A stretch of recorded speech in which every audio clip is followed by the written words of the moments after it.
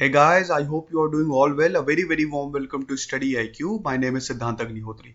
So we are going to discuss one of the most important topic of Indian economy, that is the economic reforms of 1991, in which Indian economy was liberalized, privatized and globalized. This lecture will be English, so those who are very much comfortable in English, stay with me. And Hindi part had already been uploaded, so you can refer to that, those who want to listen in Hindi. In case you have any queries regarding this lecture, you are always free to ask me on my Facebook page, @education connect. I am going to answer. Without wasting any time, let's get proceeded. So before understanding that what happened in 1991, before we know the full history, let us understand that what is liberalization, privatization, globalization. See, the ultimate aim of any economy is to get globalized. Everything is connected with global financial system. You have this global financial system in which everything is connected with internet. You have optical fibers in seas. Companies of all the countries are listed in stock exchange. So there is investment. There are global investments. So every economy want to get globalized, right? Once you get globalized, there will be private investment, and once private investment comes into play, when FDI comes into play across various countries, then your economy will grow, your economy will prosper. It is very simple rule, you know. So you need to get globalized. Now, how will you going to get globalized? Through privatization. When there will be private competition, when there will be private investor, there will be competition, and then when there will be competition, you will going to have a good services in the country, and that's what happening. Services contribute the most in Indian economy, right? So private basically, an organization or a company run by individual or group. Yes, you don't have any intervention of a public sector. So this is the same thing that we are talking about. And how will you going to attain this privatization? Private investor will only come when your economy is liberalized. So that is the thing. Liberalization means you make your policies flexible, right? You have very flexible policies. You are a landlord. Suppose you are a landlord. A tenant comes, wants to rent your house. You say, get lost. I'm not going to give away anything, right? So means what you are doing, you are actually economically it is not going to benefit you. So what you do, you need to make your policies flexible. Same thing happened in 1991. Liberalization means by liberalizing your policy, you reduce your taxes, you make your policy flexible, you reduce import duties, right? You give rebate to the investors. So these things are very important, and this system is a capitalist one. That is one of the most important thing, and you have to look that this is the capitalist one, right? So liberalization means I'm talking about I'm talking in the context of India. You make your policies very flexible. India diluted its MRTB Act, that is monopolies, restrictive trade practices. I mean, the all the things were in government control. You don't have any private intervention. MRTP came into effect in 1970, and now it is known as the Competition Commission of India. However, it was diluted in 1991. We reduced tax rate of import duties, right? Strong monitoring was there. Foreign exchange reserves, what is foreign exchange reserves, I'm going to explain you a bit later. But foreign exchange drastically went down in 1991. It went down. Balance of payment crisis were there. That's why we have opted this LPG reforms. We went for this reforms. Foreign exchange reserves went down due to Gulf War, right? So and you need to, in order to trade globally, you need foreign exchanges, right? You are going to trade in the foreign currency, not in the domestic currency. So it went down because due to this Gulf War, oil prices went up, and balance of payment crisis were there. We were basically importing a lot, exporting less. India was an importer. Balance of payment is the economic transaction between your export and import, right? So between all, you have your economic transactions. So that these are the receipts.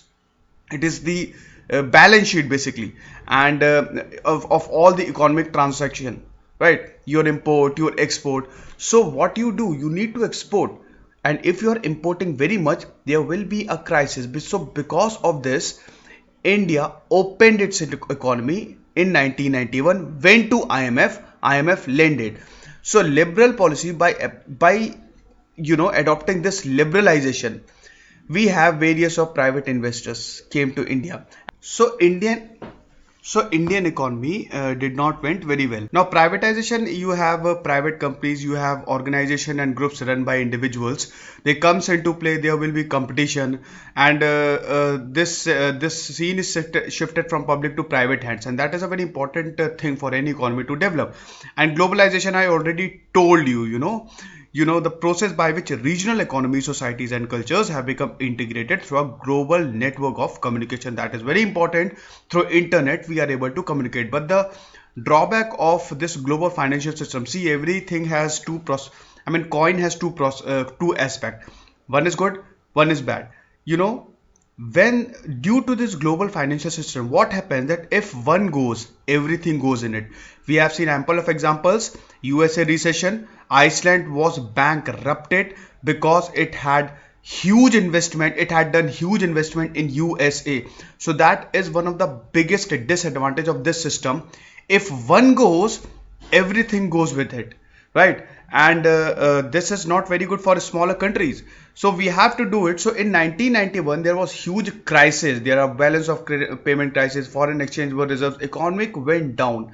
Had this not been done, then India would have faced a big problem of economic destruction. So these are the things. I hope you understood these terms. Now let's get proceeded and let's see what actually happened.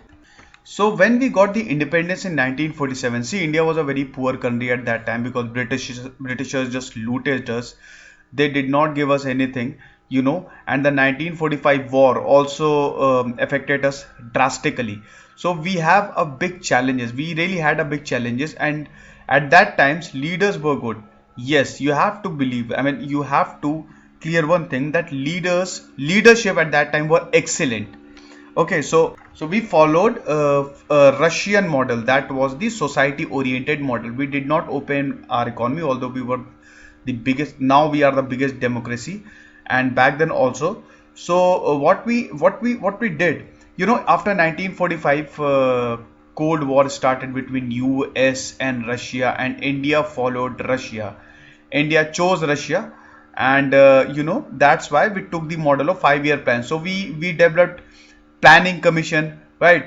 And just tell me the year in the comment box in which planning commission was established. Okay, so according to that we launched 5-year plan, and that 5-year plan was actually good because the achieved growth was more than the targeted growth. So that way, economy was developing.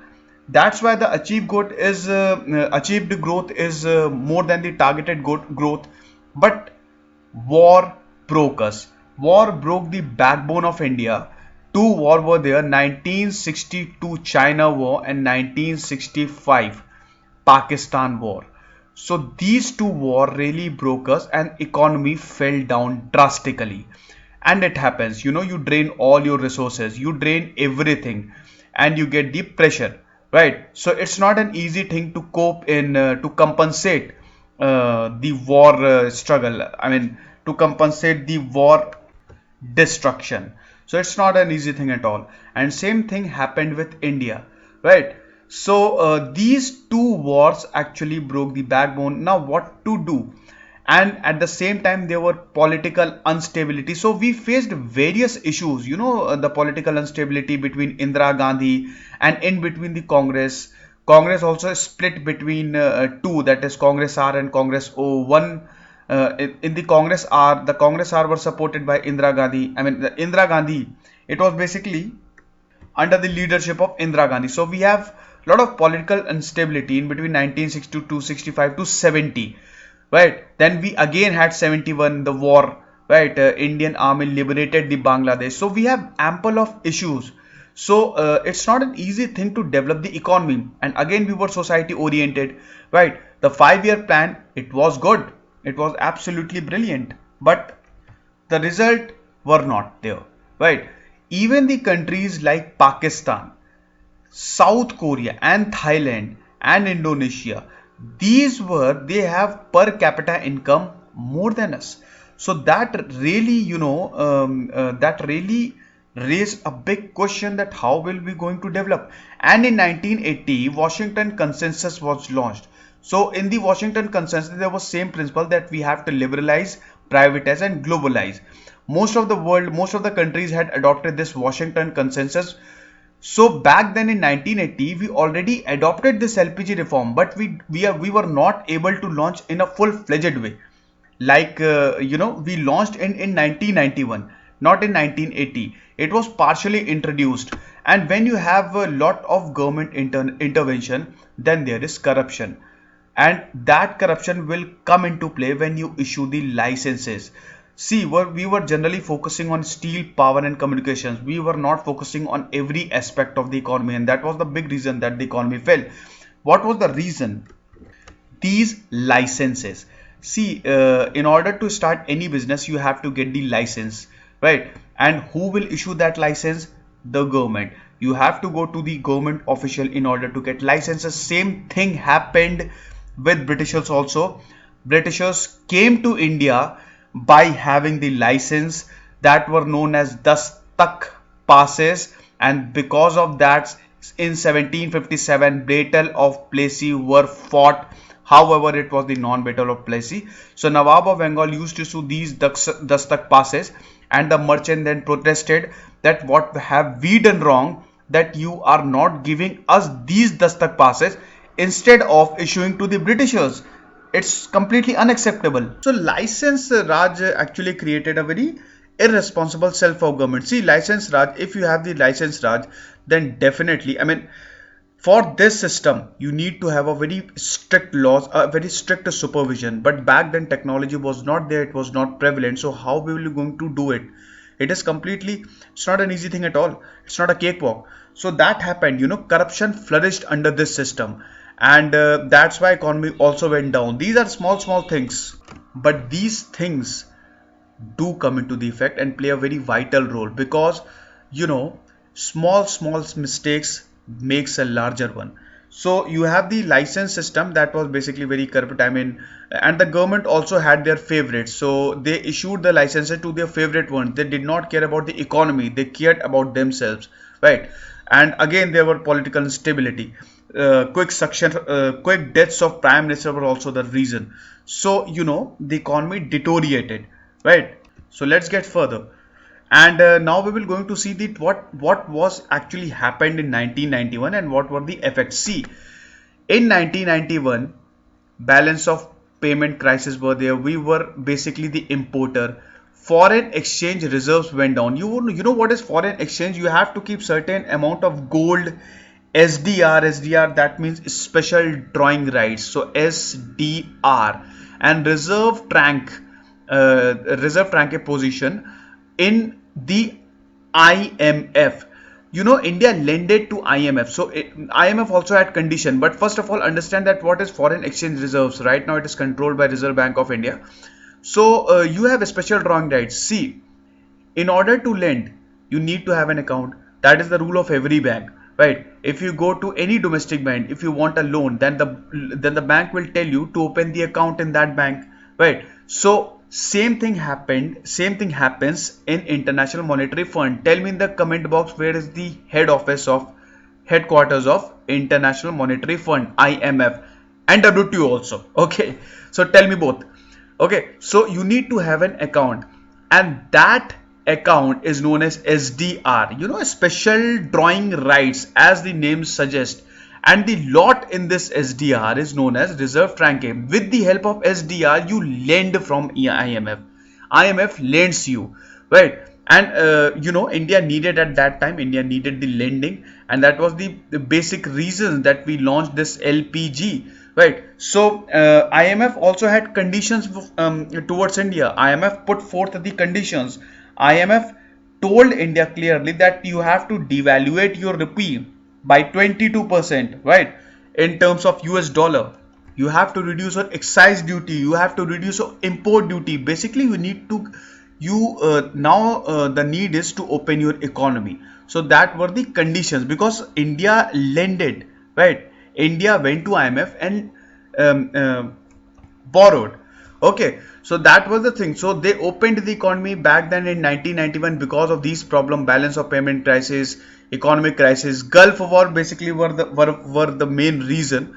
You know what happened in Gulf War, Kuwait, the invasion of Kuwait basically, and because of this, oil prices went up, and we actually almost lost all our foreign exchange reserves. So that was the reason, and the economy was opened. However, it was a very good thing of India, but politically it was not, because any economic revolution criticized by the opposition, that's for sure. Political parties used these things as an agenda, right? They will going to criticize you. They will going to attack you. And with the GST also we were seeing, we were with the GST also. So GST was also an economic revolution. Okay, however, the implementation was okay. It was not very good, but it is an economic revolution, right? So same thing happened back then. The then finance minister Dr. Manmohan Singh and PV Narasimha Rao, they were criticized. Politically it was not good, but they opened the Indian economy, and Indian economy was saved. Yes, had it not been done, then we would have lost many things. We would have gone down. We would have bankrupted, right? So that was a very crucial step towards the development, right? And then again, privatization, the second part of this, we have various of private companies, satellite companies, ZTV, and everyone came to India because India was a great prospect. India was economically very feasible. You can introduce many technology to India, right? You can bring various technology, and Indians are using it. Indians will use it because anybody wants technology, and we have been deprived of that. So in 1991, and in between 1990 and 2000, huge private companies entered into the market, right? Again, the integration of national economies into the international economy through foreign direct investment and capital flows, they were also the reason, right? So these were the effects. By launching this, by opening our economy, we were very much economically feasible, right? Then again, that any economy is divided into agriculture, manufacture, and service. We basically are an agro-based economy. This agriculture and manufacturing sector, however, the worst condition is of manufacturing sector, and the services is the best because it contributes most in the economy, right? So we need to focus on this agriculture and manufacturing sector. This model bypasses this agro-based. Society-based economy always favors the agricultural economy, right? But this passed everything. It introduced services, right? Services came into the picture. Very tight policies also came into the picture. Bank revolution came into the picture. RBI's strict norms came into the picture. And finally, we have a very strict monitoring, and that really helped India a lot, which were a major source of generation of employment. What happened? If your GDP will grow, manufacturing sector will grow, and if there will be manufacturing, if there are private companies coming into the picture, then the employment surely will rise. See what happens. Any economy disaster is directly proportional to the unemployment. If there will be fall, if your economy will fall, then you will be unemployed, that's for sure, because it's all about the money, it's all about the monitoring, it's all about the value. So if your economy will progress, you will get the employment, right? Again, we have free entry of multinational corporation, Apple, Microsoft, Google's, everything came into the picture, and that was a very good thing. Even now we have a very huge section of FDI, right? So these were the effects of LPG, which why it was the combined effect of LPG. Now, eighth five-year plan were launched during that policy. Although I'm going to cover it in a very broad way, in a very comprehensive way, in the history of five-year plan, but just now take a look at what actually it aimed to modernize the industrial sector through modern technology. See, eighth five-year plan were launched in 1992 to 1997. So it was launched between 1992 to 1997.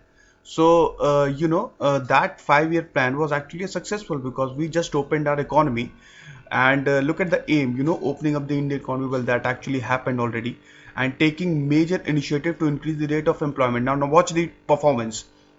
Target growth is 5.6% and we achieved 6.78%. Now that is a very remarkable thing, because your target for 5.6% and you achieve more than you anticipated. So that is great. I mean, look at the result after opening the after launching this LPG reform, after opening the Indian economy, after reviving it. Certainly you have a fairly good you have a very good economic growth, and that matters. Again, you have increase in rate of employment. Well, definitely, I already told you that if your economy goes up, the employment will generate. That is directly proportional. And the GDP from 5.7 to 6.5%, that is also. And the rate of growth in agriculture, we are an agrarian economy, we are agriculture based economy, 3% to 4.8%. So these things are very important, right? These things, everything went very well after opening this, after opening our Indian economy, after launching LPG reforms. So that's very good. So these are basically the 8th 5-year plan. I'm just explaining you because it was launched during this era, in that era. Although I'm going to cover it in a very comprehensive way when I'm going to talk about the history of all 5-year plans. So stay tuned.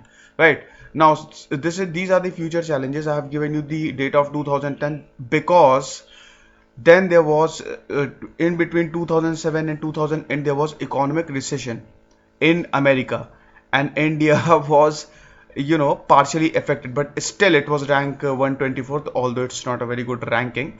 But look at the future challenges. We have high inflation. That is a very big problem. Slow growth in agriculture sector. It's not moving at all. 99% of the agriculturists are not aware of the MSP. So that is it's a very drastic thing that most of the agriculturists are not aware of the minimum support price that is being given by the government of India to provide agriculture sector and to help farmers, right? To support farmers, but they are not aware, and this is one of the biggest ironies of India. You are launching a program for the agriculture benefit and they themselves are not aware. So government needs to do something. APMC, what is the full form of APMC? Do tell me in the comment box. APMC needs to be regulated, right? So everything. And you have high inflation. That is also one of the big headaches of RBI, that how to control it. Right now RBI is controlling all these things. Then you have high poverty. Well, poverty is a bane and you have to remove it, right? So government needs to work on the human resources in order to develop. Corruption, that is also, corruption is involved in every single government offices. Corruption is involved. So you need to root out this, but this is very much important. Lack of political will. You need to have a political will. Everyone should work for the national interest, but that's not happening at all, because most of the bills are pending in Lok Sabha. Even they are good, they are very much beneficial for the society, but because they do not want to. So that is very important thing. Political will is very much important, right? Everyone should work for the national interest of the country. Everything can be done quite easily. So it's not a very big thing. You have to make some strict laws, you have to acquire proper monitoring, that's it, and that's easy. You have the provision for that, but political will is not there, and that's why these problem prevails, and prevailing still now, and will always prevail if something not done, right? So these are the things, and this is the end of my lecture. I hope you enjoyed it, and if you have any queries, do ask me on my Facebook page. So I'm going to be with you with another lecture. Till then, be happy, work hard, study. This is Siddhant Agnihotri signing off.